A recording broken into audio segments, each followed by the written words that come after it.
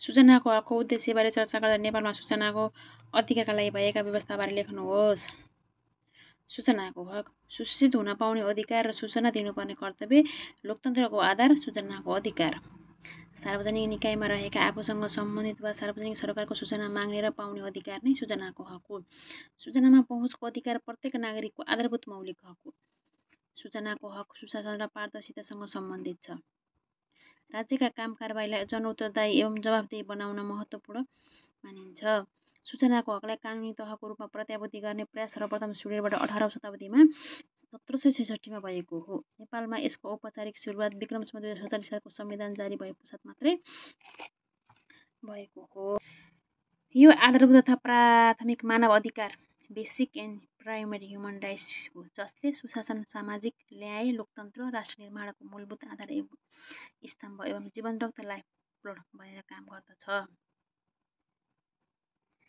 सूचनाको हक सम्बन्धी 2064 बमोजिम सूचनाको हकले देखाएका उल्लेखित नागरिक अधिकारलाई समेट्दछ।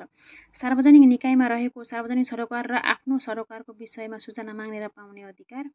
सार्वजनिक स्थलको भ्रमण भिजिट गर्ने अधिकार। सार्वजनिक कार्य एवं स्थलको अवलोकन गर्ने अधिकार। सार्वजनिक कार्य एवं स्थलको निरीक्षण गर्ने अधिकार। सार्वजनिक लिखतको नक्कल अर्थात् प्रमाणिक प्रतिलिपि लिने अधिकार। सार्वजनिक निर्माण तथा अन्य कार्यको नमुना लिने अधिकार। सार्वजनिक निकायमा रहेको विद्युतीय सूचना तथा यान्त्रिक सूचना पाउने अधिकार। सार्वजनिक स्थल एवं कार्य तथा अभिलेखको अध्ययन एवं अनुसन्धान गर्ने अधिकार। यिनी चाहिँ सूचनाको हक सम्बन्धी 2064 बमोजिम सूचनाको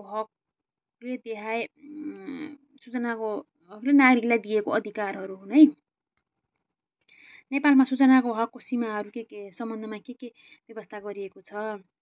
सार्वजनिक निकायमा रहेको सबै सूचना माग्न र उपलब्ध गराउन तथा प्राप्त गर्न मिल्दैन। राष्ट्रिय हित एवं जनहित संरक्षण सन्दर्भमा सार्वजनिक निकायमा रहेको केही सूचना कानुनद्वारा नै गोपनीय राख्नुपर्ने व्यवस्था गरिएको हुन्छ। यसरी सूचना प्रवाहीकरण गर्न नमिल्ने व्यवस्था तथा अवस्थालाई सूचनाको हक सीमा limitations of right to information भनिन्छ। सूचनाको हक सम्बन्धी ऐन 2064 एवं नियमावली 2065 र अन्य सम्बद्ध कानुन बमोजिम नेपालमा देखाएका विषयको सूचना माग्न र दिन नमिल्ने अर्थात् गोपनीयता राख्नुपर्ने कानुनी व्यवस्था रहेको छ। सार्वजनिक सरोकार नभएको विषयको सूचना। आफ्नो सरोकार नभएको विषयको सूचना। सम्बन्धित सार्वजनिक निकायसँग असम्बद्ध सूचना। नेपालको सार्वभौमसत्ता, भौगोलिक अखण्डता, राष्ट्रिय स्वाधीनता एवं स्वतन्त्रता तथा अन्तर्राष्ट्रिय सुसम्बन्धमा खलल पार्ने विषयको सूचना। अपराधको अनुसन्धान, तहकिकात तथा अभियोजन सम्बन्धमा प्रतिकूल असर पार्ने विषयको सूचना। आर्थिक, व्यापारिक, मौद्रिक, बैंकिङ हित तथा गोपनीयताको प्रतिकूल हुने विषयको सूचना। जात जाति, भाषा, वर्ण, धर्म, समुदाय तथा समुदाय बीचको सुसम्बन्धमा खलल पार्ने विषयको सूचना। वैयक्तिक गोपनीयता तथा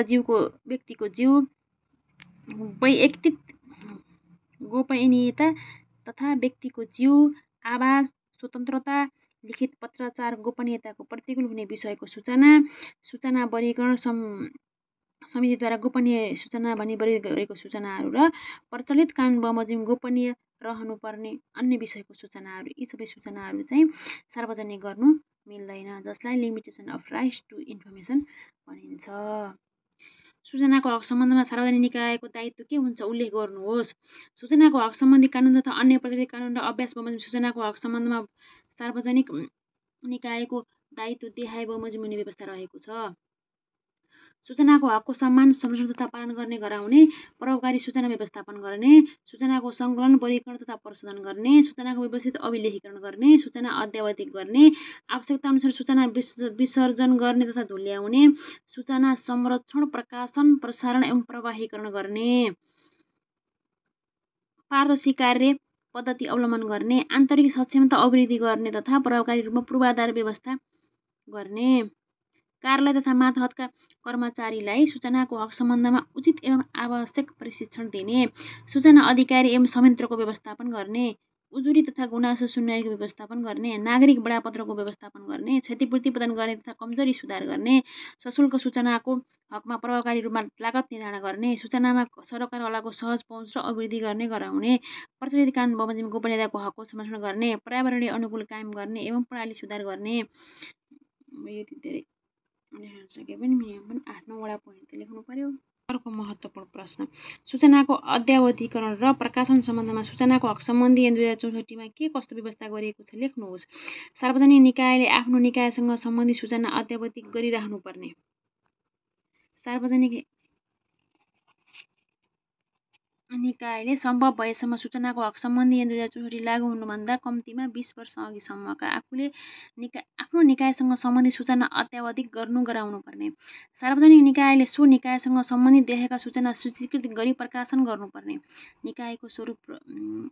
सार्वजनिक निकायले सो निकायसँग सम्बन्धित देखाएका सूचनाहरू सूचीकृत गरी प्रकाशन गर्ने, जुन यहाँ रहेका छन्। निकायको स्वरूप र प्रकृति, निकायको काम, कर्तव्य र अधिकार, निकायमा रहने कर्मचारी सङ्ख्या र कार्य विवरण, निकायमा प्रदान गरिने सेवा प्रदान गर्ने निकायको शाखा र जिम्मेवार अधिकारी, सेवा प्राप्त गर्दा लाग्ने दस्तुर र अवधि, निर्णय गर्ने प्रक्रिया र अधिकारी, निर्णय उप र उजुरी सुन्ने अधिकारी, सम्पादन गरेको कामको विवरण, सूचना अधिकारी र प्रमुखको नाम, पद, ऐन नियम विनियम देखेको सूची, आम्दानी खर्च तथा आर्थिक कारोबारसँग सम्बन्धित अत्यावधिक विवरण, तोकिए बमोजिम अन्य विवरणहरू। सार्वजनिक निकायले माथि उल्लेख सूचनाहरू प्रत्येक 3 महिनामा अद्यावधिक गरिराख्नुपर्ने हुन्छ। ल साथीहरू, आजलाई यति नै।